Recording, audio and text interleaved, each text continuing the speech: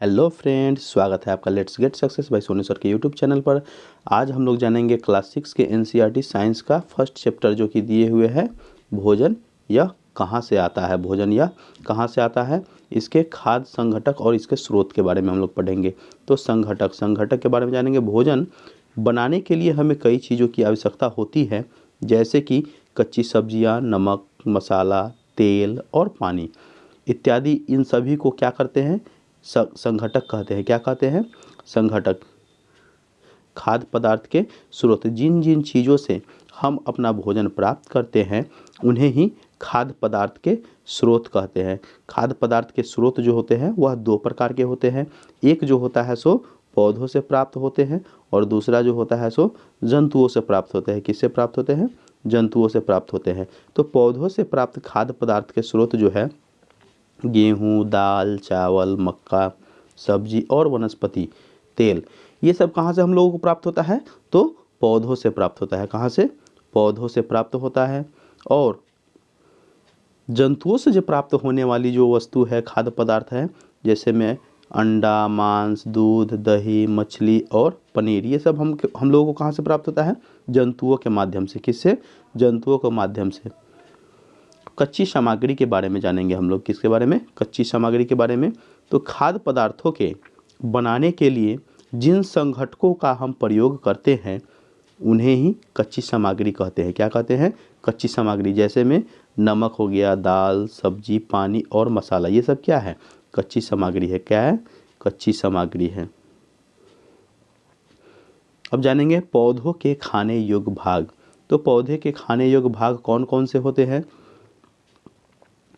कुछ पौधों के दो या दो से अधिक भागों को खाया जाता है। इन्हें ही क्या कहते हैं? खाने योग्य भाग कहा जाता है। जैसे जड़, तना, फल, फूल, पत्ता, ये सब क्या है? हम लोग जो है सो पौधे के भाग के रूप में खाते हैं। अब जैसे कि जड़ है तो जड़ हम लोग किसका खाते हैं? मूली का, गाजर का। तना है तो आलू का तना खाते हैं। फल है, फूल है तो केला का हम लोग फल भी खाते हैं, फूल भी खाते हैं। पत्ता है तो कद्दू का पत्ता खाते हैं, कद्दू का फल भी खाते हैं। अब पौधों के भाग के बारे में हम लोग जानेंगे। किसके बारे में? पौधों के भाग के बारे में जानेंगे। आलू का हम लोग तना खाते हैं, मूली का जड़ और पत्ता दोनों खाते हैं, लौकी का फल खाया जाता है, पालक का भी पत्ता खाया जाता है। अच्छा, सेब का क्या खाते हैं? सेब का हम लोग क्या खाते हैं? सेब का क्या खाते हैं? लीची का क्या खाते हैं? लीची का तो एरिल खाते हैं, है ना। लीची का क्या खाते हैं? एरिल खाते हैं। कौन सा भाग खाते हैं? एरिल भाग खाते हैं, है ना। और सेब का कौन सा भाग खाते हैं? तो सेब का जो हम लोग खाते हैं, कौन सा भाग खाते हैं? तो सेब का थैलेमस खाते हैं। क्या खाते हैं? थैलेमस खाते हैं। थैलेमस, है ना। अब हम लोग पढ़ेंगे अंकुरन के बारे में। किसके बारे में? अंकुरन के बारे में कि अंकुरन होता क्या है। बीज से शिशु पौधे का उगना अंकुरन कहलाता है। बीज से शिशु पौधे का उगना क्या कहलाता है? अंकुरन। जैसे कि मूंग का अंकुरन, चने का अंकुरन, सोयाबीन दाना का अंकुरन, गेहूं का अंकुरन, ये सब जो है सो सोयाबीन दाना, है ना। जब किसी भी मोटे अनाज से सफ़ेद धागे नुमा, है ना, सफ़ेद धागे नुमा मतलब जो पौधा निकलता है उसको शिशु पौधा बोलते हैं। उसी को क्या कहते हैं? अंकुरन कहते हैं। अच्छा, सोयाबीन जो होता है, सोयाबीन ये प्रोटीन का सबसे अच्छा स्रोत है। इसमें 70% क्या पाया जाता है? प्रोटीन पाया जाता है। एक और शैवाल होता है, स्पाइरोगाइरा, है ना, उसको उसको उसके अंदर भी मतलब क्या 70% प्रोटीन पाया जाता है। अंकुरन के बारे में अब जानेंगे हम लोग। अंकुरित बीजों से एक सफ़ेद रंग की धागे जैसी संरचना निकलती है, जिसको क्या कहते हैं? अंकुर कहते हैं। क्या कहते हैं? अंकुर कहते हैं। अब जानेंगे हम लोग मकरंद। मकरंद को ही क्या कहते हैं? नेक्टर। मकरंद कहिए या नेक्टर कहिए। मधुमक्खियों द्वारा इकट्ठा की गई फूलों के मीठे रस को मकरंद कहते हैं, जो बाद में क्या चीज़ के काम में आता है? शहद के काम में आता है ना। और शहद बन जाता है, उसके बाद मधुमक्खी जो है सो अपना भोजन के रूप में इसको इस्तेमाल करता है। क्या चीज़ के रूप में? भोजन के रूप में इस्तेमाल करता है। अच्छा, मकरंद को ऑब्जर्व करता है एक और पक्षी है जिसको हम हमिंग बर्ड बोलते हैं। क्या कहते हैं? हमिंग बर्ड, है ना, हमिंग बर्ड। हमिंग बर्ड भी मकरंद को अपना भोजन के रूप में क्या चीज़ करता है? इस्तेमाल करता है, ऑब्जर्व करता है। मधुमक्खियाँ मकरंद नेक्टर का भंडारण करती है क्योंकि फूल और उनका मकरंद वर्ष के केवल कुछ ही समय में ही उपलब्ध होते हैं। अतः मधुमक्खियाँ इस मकरंद का भंडारण कर लेती हैं ताकि पूरे वर्ष इसका उपयोग किया जा सके। मधुमक्खियाँ जो मकरंद का जो भंडार करती है वो वर्ष में कुछ ही समय के लिए मिलता है। यदि वह उसका स्टोर नहीं करेगी तो क्या होगा? पूरे वर्ष तक उसको भोजन के रूप में मकरंद नहीं मिल पाएगा, क्योंकि यह वर्ष में कुछ ही समय के लिए मिलता है। भंडारित शहद को मधुमक्खियां भोजन के रूप में प्रयोग करती हैं। खाद्य पदार्थों के ग्रहण करने के आधार पर जंतुओं के प्रकार। अब जैसे कि देखिए, जंतु जो होते हैं वह 3 तरह के होते हैं ना। कितने तरह के? एक शाकाहारी होते हैं, एक मांसाहारी होते हैं और दूसरा सर्वाहारी होते हैं। तो शाकाहारी किसको कहते हैं, है ना? तो शाकाहारी के बारे में जानते हैं अब। वे जंतु जो केवल पादप या पादप उत्पाद खाते हैं वे क्या कहलाते हैं? शाकाहारी कहलाते हैं। जैसे गाय, हिरन, भैंस, खरगोश, ये सब क्या है? शाकाहारी है। क्या है? शाकाहारी है। उसके बाद है, अच्छा, शाकाहारी में एक और भालू होता है ना? क्या चीज़?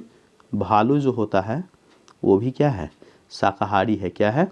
भालू है। लेकिन भालू में कौन सा भालू? ध्रुवीय भालू जो होता है, सो कौन सा?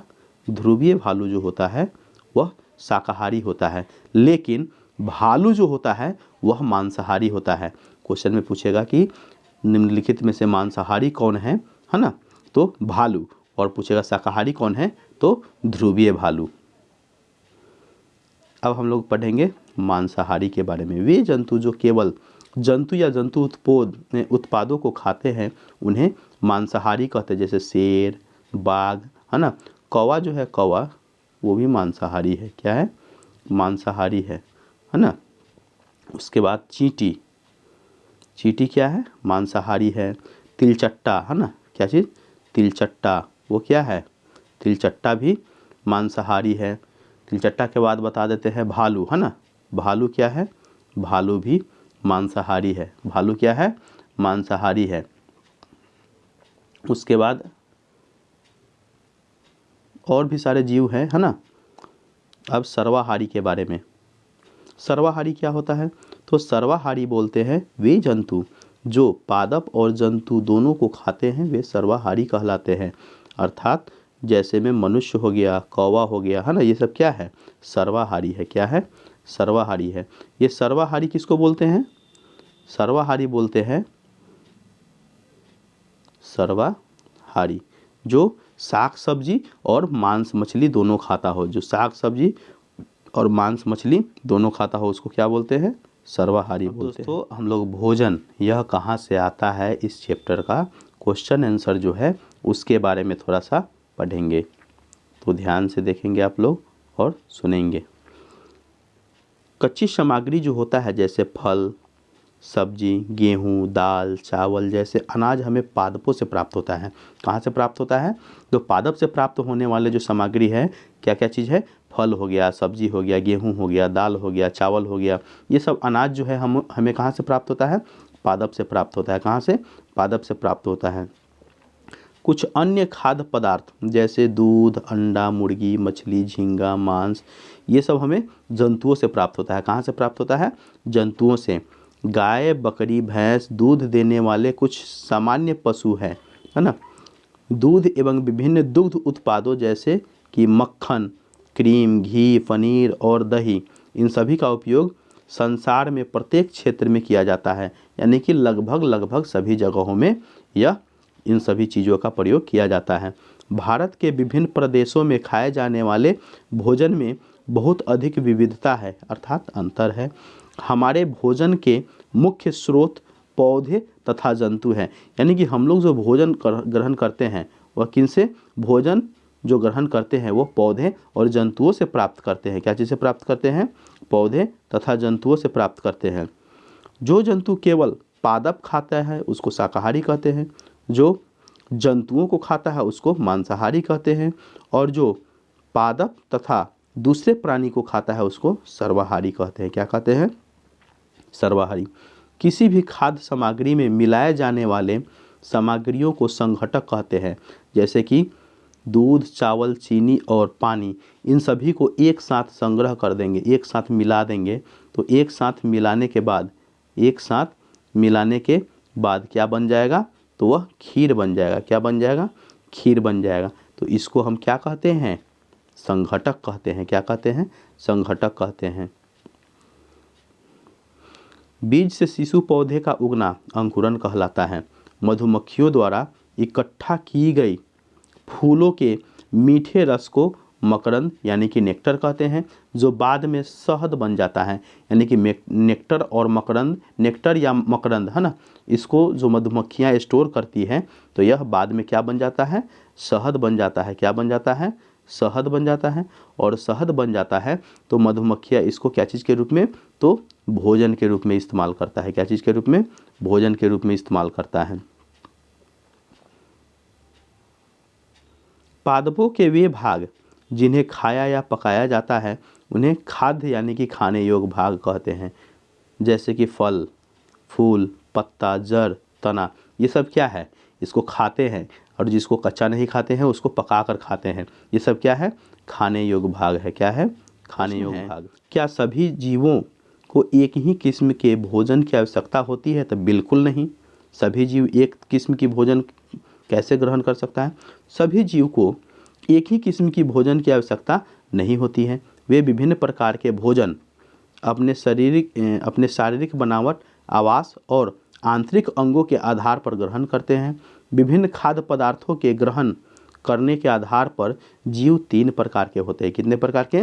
3 प्रकार के। पहला जो शाकाहारी होते हैं, दूसरा जो मांसाहारी होते हैं, तीसरा जो सर्वाहारी होते हैं। शाकाहारी जो केवल पादप उत्पाद खाते हैं, मांसाहारी जो जंतु उत्पाद खाते हैं, सर्वाहारी जो पादप तथा जंतु उत्पाद दोनों खाते हैं। अगला क्वेश्चन है, 5 पौधे के नाम लिखिए तथा बताइए कि इनके कौन कौन से भाग का उपयोग खाद्य पदार्थ के रूप में किया जाता है।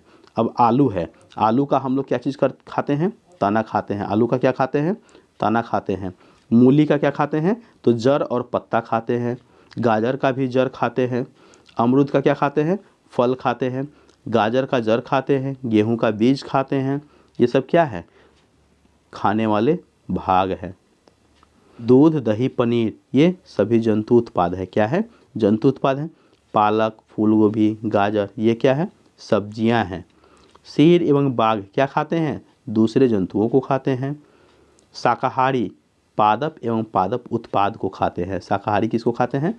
पादप और पादप उत्पाद को खाते हैं। दिए गए शब्दों में से रिक्त स्थान की पूर्ति कीजिए। शाकाहारी, पादप, दूध, गन्ना, मांसाहारी, इनसे इसको भरना है। तो बाघ एक डैश डैश है क्योंकि यह केवल मांस खाता है। तो क्या खाता है? मांस खाता है, तो ये मांसाहारी हो जाएगा। क्या हो जाएगा? ये मांसाहारी हो जाएगा। दूसरा क्वेश्चन है, हिरण केवल पादप उत्पाद खाता है और इसलिए इसे क्या कहते हैं? तो इसको भाई शाकाहारी कहते हैं। क्या कहते हैं? शाकाहारी कहते हैं। अगला क्वेश्चन है, तोता केवल डैश डैश उत्पाद खाता है। तो तोता क्या खाता है? तो तोता पादप उत्पाद खाता है। क्या खाता है? पादप उत्पाद खाता है। जो डैश डैश हम पीते हैं वह प्रायः गाय, भैंस या बकरी से प्राप्त होता है, इसलिए यह जंतु उत्पाद है। तो इसको क्या कहेंगे? तो यह दूध होता है। क्या होता है? दूध होता है। आगे क्वेश्चन है, हमें चीनी डैश से ही मिलता है। किससे मिलता है? तो चीनी हमें गन्ना से मिलता है। किससे मिलता है? गन्ना से मिलता है। अगला क्वेश्चन है, खाद्य पदार्थों के 2 मुख्य स्रोतों के नाम लिखना है। तो हम लोग जो खाद्य पदार्थ ग्रहण करते हैं उसके 2 स्रोत, एक तो है पादप और दूसरा है जंतु। कौन कौन? पहला पादप और दूसरा जंतु है। अगला क्वेश्चन है, पादप से प्राप्त खाद्य पदार्थों का नाम लिखिए।